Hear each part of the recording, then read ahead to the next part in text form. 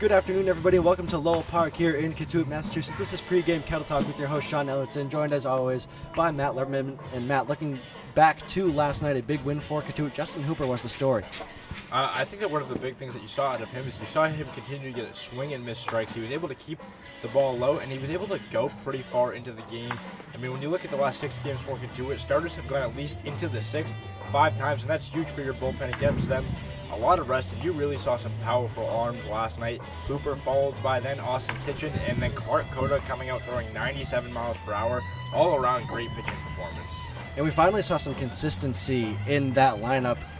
Top 9, or the full 9, was the same exact lineup as 2 nights ago. We have some changes tonight, but what did you see out of the lineup last night, particularly in the top of the order? We focused on the bottom of the order a lot recently, but back up to the top. Well, Griffin Conan continues to just be an absolute stud at the plate. A home run in 3 straight games. Now that gives him 5 on the season, 2nd in the league, and it pushes him up to 20 RBIs on the season, also 2nd in the Cape League. But Grayson Genesta has really impressed me since coming back from his injury. His ability to just keep his eye on the ball, hit the ball, even when he's dealing with that. He missed a good amount of time in this Cape League season. It's only 44 games, and he missed a week. So the ability for him to come back and really take good swings and make hard contact and drive runs in consistently has really been impressive so far. And we also saw Luke Alexander extend his hitting streak to 9 games. Unfortunately, Miles Lewis's 5-game hitting streak came to an end, but Cotuit did keep their 5-game winning streak intact. Now let's go to Biernat, who's standing fieldside with head coach Mike Roberts. Thanks, Sean. Coach, we know you like to put a lot of importance on small ball, especially making contact and running the bases, but how does it feel to have so much raw power in this lineup right now? Well, it's very unique. We probably maybe every 5 years, we might have what you'd call 3 or 4 guys that have good power and potential to actually hit home runs in a game versus just in batting practice. So it gives us an extra benefit, but as I told the offensive guys today in our short meeting, that we will always emphasize base running and small ball so that we can count on that every day, and if we're fortunate to get the long ball, then it'll help us out. Speaking of that, we have seen our leadoff batters every inning really getting on base often. How does that help to set up the runners for the whole inning and get the bases going?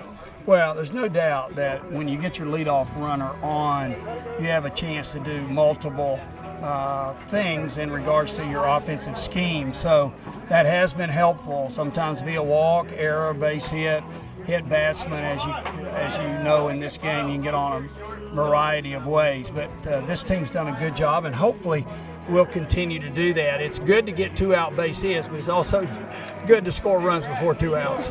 Now looking at the lineup today, we're getting to see Blake Reese for the first time today from Florida. I know he's only been here a couple of days, but is there anything that you've seen in him that you've liked so far? Well, my instinct tells me he's just a really good baseball player. We'll find out if my gut's correct here in the next few days, but he's coming off a great experience with Coach Sullivan and the University of Florida team, a national championship. He was a role player there. He jumped in the lineup here and there, both in the outfield and infield, and from everything I could find out, he did a really mature job doing that. So we've had him in the lineup today, but we're also happy to have a couple other guys back in the lineup. Cresto's back in at third base today, and Gonzalez behind the plate. So we'll make it. We've got some depth again for the first time. We'll give some guys a couple of days rest just because we're playing every day right now.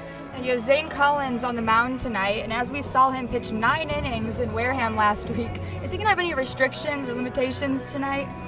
Well, yes, he will have some restrictions, without a doubt. So we are going to have to be very careful with his innings throughout the rest of the year, but that was just a joy to watch him pitch over there. And whether he's out there for 1 or 3 or 9, I really like watching him pitch, and we'll have people ready to go behind him. All right, well, thank you, and good luck today, Coach. Thank you.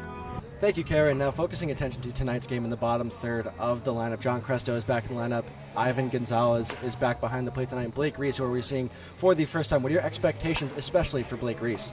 Well, I think that one of the things that we'll see from him is just the ability to make contact. He did a great job of school at that this year. Isn't a huge power hitter, but just a little bit like Luke Alexander has been playing recently, just the ability to get the bat on the ball and to put down hits when you need, sack bunts, if you need sack flies, if you need as well. He can get that done because he's very good at making contact. And then Ivan Gonzalez back behind the plate. I mean, we saw him catch the complete game shutout from Zane Collins, so Zane must like to have that little matchup between the two of them at pitcher and catcher, because Gonzalez did a great job defensively in that last game, and he is probably the best defensive catcher on the team. Yeah, for sure. I was just about to mention he's definitely a defensive upgrade over Jean Martellini, who's not in the lineup tonight. But focusing to the pitching, you touched upon Zane Collins already. 9 innings, complete game shutout last time out against Wareham. Definitely an innings limit tonight. I actually wouldn't say so. In talking with the coaching staff, they said that he is not on an innings limit right now. He is ready to go. I remember they said that, I asked if he thought that, if Coach Roberts thought that Zane would be out in about 2 weeks, because it's so many pitches. He threw 117 pitches, where most pitchers in this league are at max throwing 70. He said no, he'll be good to go in 5 days, normal repertoire. So I think that we'll see basically what we've seen all season from Zane Collins, and that'll be a long, quality start. I don't think he should be on any type of restriction tonight. Maybe at the end of the season. Yeah, it'll be certainly interesting to see how his innings are monitored from here on out following this start. Now let's go to the ever-waiting Kara Biernat, who's standing with Miles Lewis. Thanks, Sean. Now, Miles, you have been extremely hot from the plate recently. You've had a hit in 5 of your 6 last games. Would you say that you're in the point in the season where you finally adjusted to using a wooden bat? Yeah, I think a lot of it is, listening to what Coach Roberts is saying, and getting in extra work with him, and just trusting the process. Now, we've seen you get some sporadic playing time in the beginning of the season, but as of recently, we've seen you almost in the lineup on a daily basis.